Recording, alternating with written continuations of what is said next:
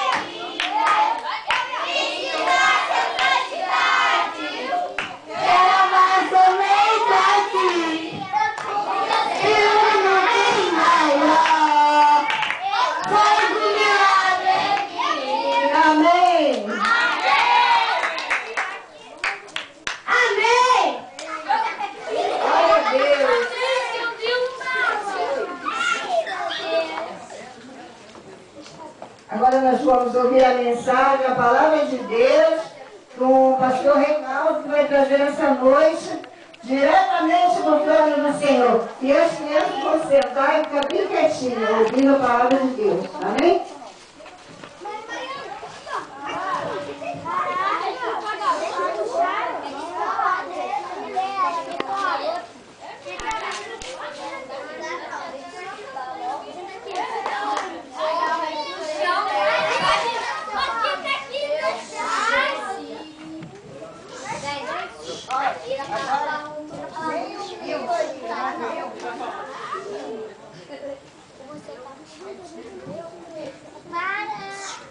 Lê a palavra do Senhor, por favor.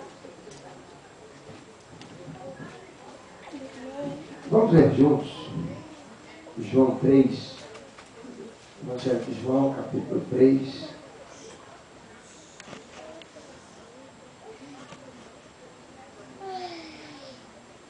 Versículos 17 e 18. João 3, 17 e 18. Porquanto Deus enviou o seu Filho ao mundo, não para que julgasse o mundo, mas para que o mundo fosse salvo por ele. Quem nele crê não é julgado, o que não crê está julgado, porquanto não crê no nome do unigênito Filho de Deus. Porque Deus enviou o seu Filho ao mundo não para que julgasse o mundo, mas para que o mundo fosse salvo por ele. Quem nele crê não é julgado.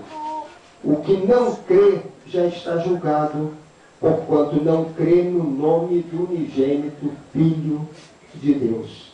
O grande tema da Bíblia é um só, é a salvação que Deus nos oferece. O grande tema da Bíblia é o tema de Deus vindo ao encontro dos homens para resgatá-los, sejam eles de qual idade forem, desde uma criança até um ancião. O grande tema da Bíblia é essa mensagem de que Deus quer resgatar os homens, quer salvá-los dos seus pecados.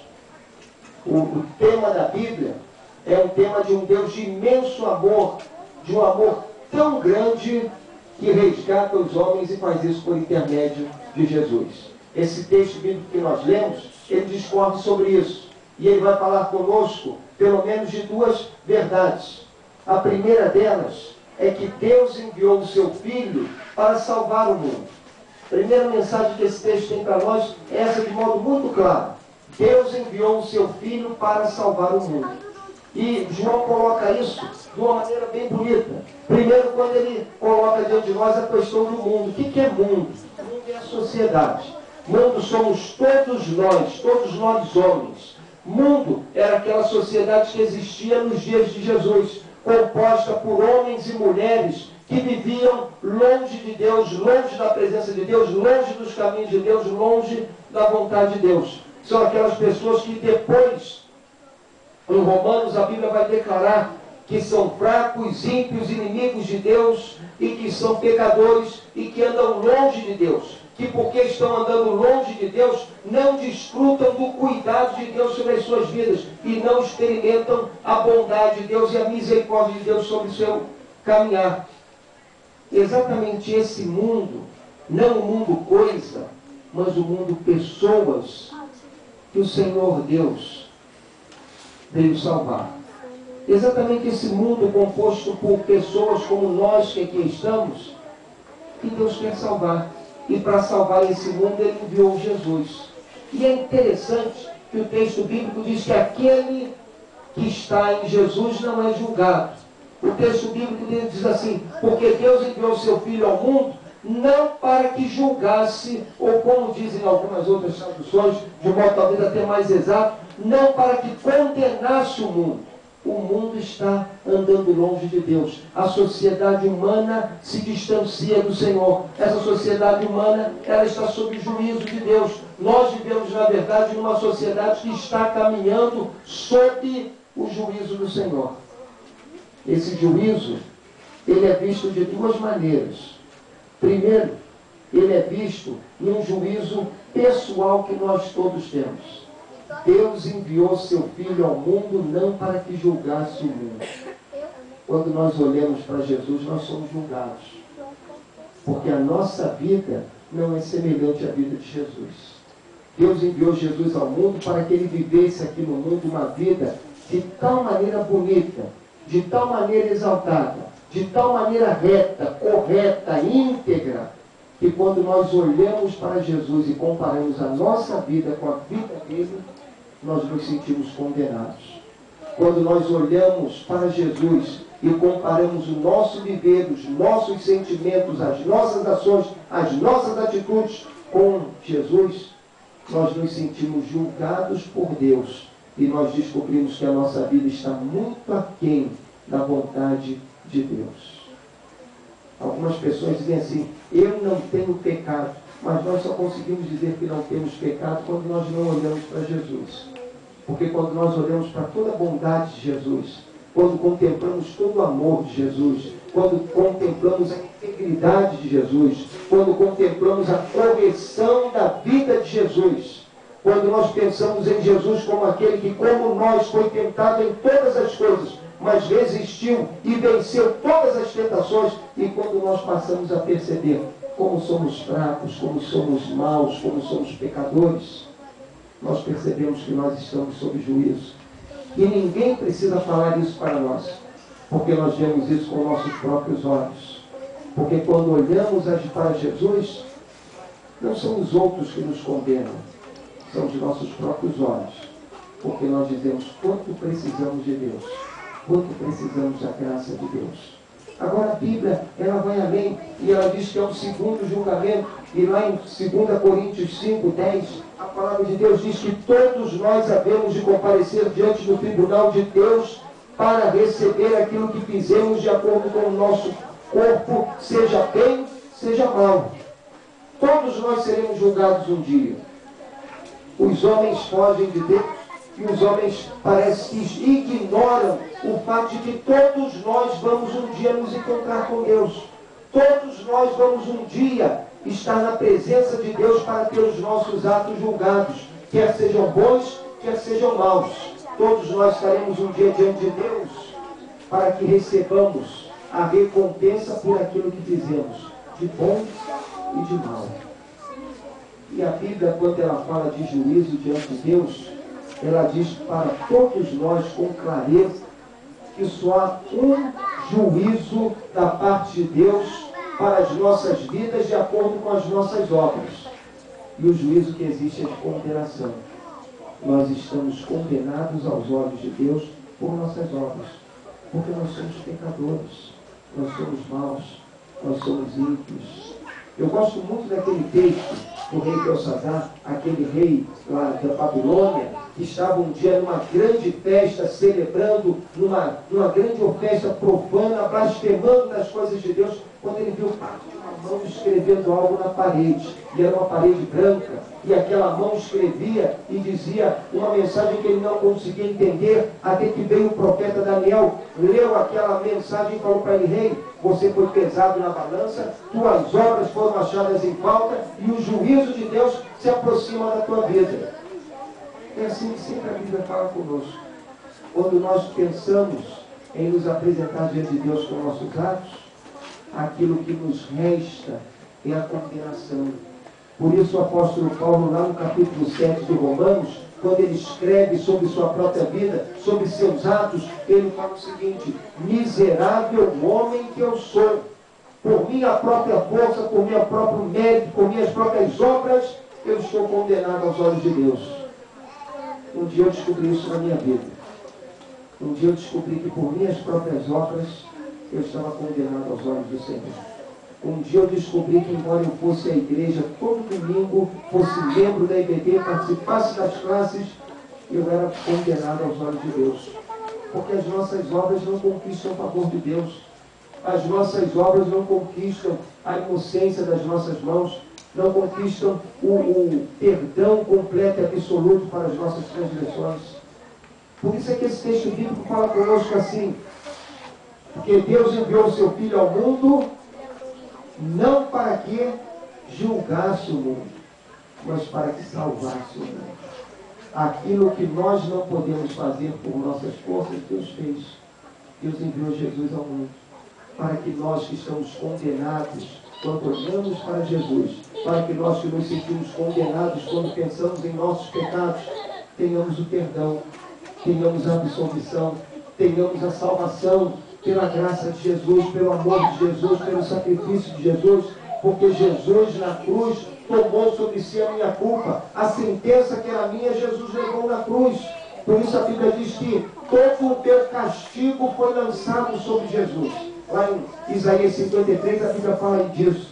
Verdadeiramente Ele tomou sobre si os nossos pecados. Ele levou sobre si as nossas culpas, as nossas transgressões. O castigo que antecedia a paz foi lançado sobre Ele. Ele sofreu para que nós tenhamos paz. Ele morreu na cruz, em meu lugar, pagando a minha sentença, a minha condenação. Agora Deus pode me salvar, porque Jesus morreu na cruz em meu lugar. Por isso que a Bíblia diz, agora nenhuma condenação há os que estão em Cristo Jesus. Aqueles que estão em Cristo não serão julgados, não serão condenados, não sofrerão a pena da separação de Deus, porque aqueles que estão em Cristo serão perdoados, lavados, remidos, transformados, feitos filhos de Deus, pela glória de Deus, para a glória de Deus. Esse texto ele nos lembra isso, antes de mais nada, que Jesus deu a sua vida por nós, na cruz, para salvar-nos. Esse texto vai lembrar-nos uma outra coisa, o fato de que Deus nos salva pela fé em Jesus. Deus nos salva pela fé em Jesus. Você crê que Cristo salva? Você crê que Cristo salva? Eu não creio, não. Eu não creio. Porque Cristo não salva. Cristo salva todo que crê. Cristo salva apenas o que crê. Nós algumas vezes confundimos isso. Nós saímos dizendo, Cristo salva. Não. A Bíblia não nos permite pensar nisso, mas a Bíblia permite nos pensar que Cristo salva aquele que crê nele. Porque sem fé em Cristo não há salvação. Sem fé em Cristo não há salvação. Agora, a fé que não está em Cristo também não salva. Porque Deus salva pela fé em Jesus. E essas duas coisas têm que se completar. Nós precisamos ter fé, mas a fé tem que estar no lugar certo, na pessoa certa. Não basta crer. Não basta crer. Você tem de crer na pessoa certa, e a pessoa certa é Jesus. Existe um templo no Oriente Médio, que é um templo muito bonito. Ele é iluminado porque a luz do sol entra para o alto e ele tem uma claraboia de vidro muito bonita para permitir a entrada da luz do sol. E esse templo, ele tem 12 portas. 12 portas. Cada porta desse templo representa uma religião. Então você pode pensar nas 12 grandes religiões do mundo, elas estão ali presentes. Uma daquelas portas ali representa o cristianismo. A outra porta representa o catolicismo. A outra porta representa o espiritualismo. A outra porta representa a doutrina mórmon. A outra porta representa o hinduísmo. Uma outra porta representa o budismo. Uma outra porta representa os maometanos. E você repara que a luz está no meio do templo. Sabe por quê? Porque esse templo é preparado para ensinar-nos uma verdade. Algo que se pensa verdadeiro. Por qualquer porta que você entrar, você terá um encontro com a luz. Com qualquer porta que você entrar, você terá um encontro com Deus. Mas isso não é verdade. Porque a Bíblia diz para nós o seguinte: eu sou o caminho, a verdade e a vida. Salvação só há por uma porta, por um caminho. Jesus não disse que haviam 12 portas. Jesus disse, eu sou a porta. Somente por ele nós vamos a Deus. Eu sou a porta das ovelhas. Aquele que entrar por mim achará pastagens, achará vida. Porque é somente por intermédio de Jesus que nós somos salvos. É somente por intermédio de Cristo que o homem vai encontrar perdão e salvação. E esse perdão e salvação vai ser dado quando o homem crer em Jesus. Por isso é que o texto bíblico diz o seguinte: quem nele crê não é condenado. Repare nisso. A Bíblia coloca para nós de modo claro uma coisa bem simples. Para que nós sejamos salvos, nós temos de crer em Jesus. Para que nós sejamos salvos, nós temos de exercer pessoalmente a nossa fé em Cristo. A fé é pessoal. O irmão João gostaria que todos os vizinhos dele crescem em Jesus, fossem salvos por Jesus. Mas ele só pode crer por ele. E eu gostaria que todos os vizinhos do irmão João fossem salvos, mas eu só posso crer por mim. Porque a fé é individual. Por isso que a Bíblia diz: quem nele crê. Eu não posso crer por ninguém mais. Não posso crer por meu filho, por meu outro filho, não posso crer por minha filha, não posso crer por minha esposa, não posso crer por meu pai. Eu só posso crer por mim. Eu só posso crer por minha própria vida. E para que a minha vida seja salva, eu tenho de crer na pessoa certa. E a pessoa certa é Jesus. Ele é a porta. E é essa entrega pessoal da vida a Jesus que vai nos dar a salvação. Sabemos que Cristo salva, mas Ele só nos salva quando nós cremos nele. Ele só nos salva quando nós voltamos a nossa vida para Ele e renunciamos a todo o comando da nossa vida e entregamos a Ele o comando da nossa vida, pedindo a Ele que Ele seja o dono do nosso viver, pedindo a Ele que Ele governe toda a nossa existência, pedindo a Ele que Ele faça da nossa vida uma vida nova. E há uma coisa interessante que a Bíblia diz: quando nós vamos a Jesus, nós somos salvos, nós somos transformados. Quando nós vamos a Jesus, a nossa vida é mudada, porque Jesus transforma o nosso viver. É uma passagem bonita da Bíblia, quando nós pensamos no Natal, que é aquela passagem que fala do encontro daqueles magos com Jesus. Nós não sabemos quantos eram os magos. Sabemos que eles levavam 3 tipos de presentes: ouro, incenso e mirra. Não sabemos quantos deles levavam ouro, quantos deles levavam incenso, quantos deles levavam mirra. Sabemos apenas que eles levavam esses 3 tipos de presentes. Presentes para um rei.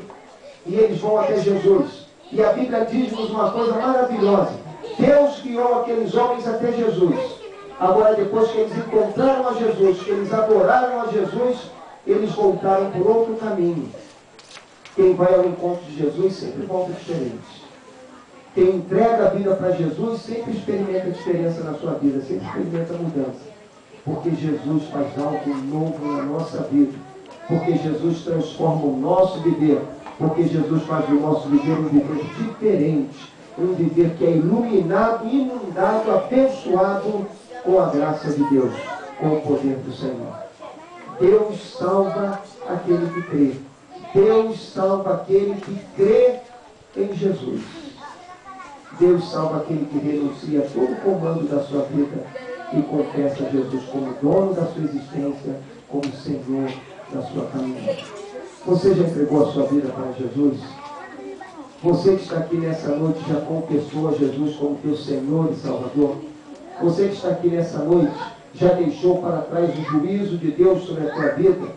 Porque creu em Cristo, e aquele que está em Cristo é nova criatura e já não vive debaixo da condenação do pecado, mas vive uma vida nova com a bênção de Deus.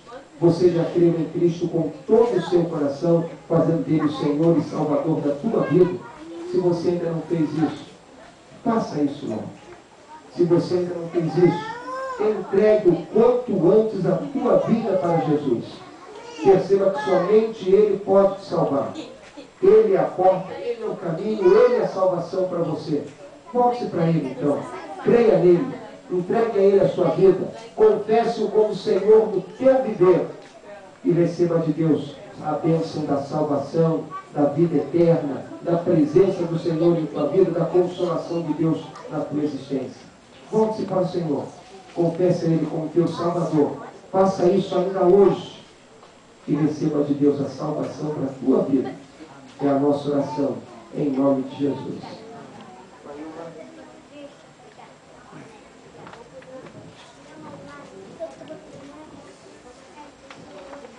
Obrigado, pastor Reinaldo, por essa mensagem Mensagem maravilhosa que nós ouvimos agora, que nos fala, né, do amor de Deus para conosco.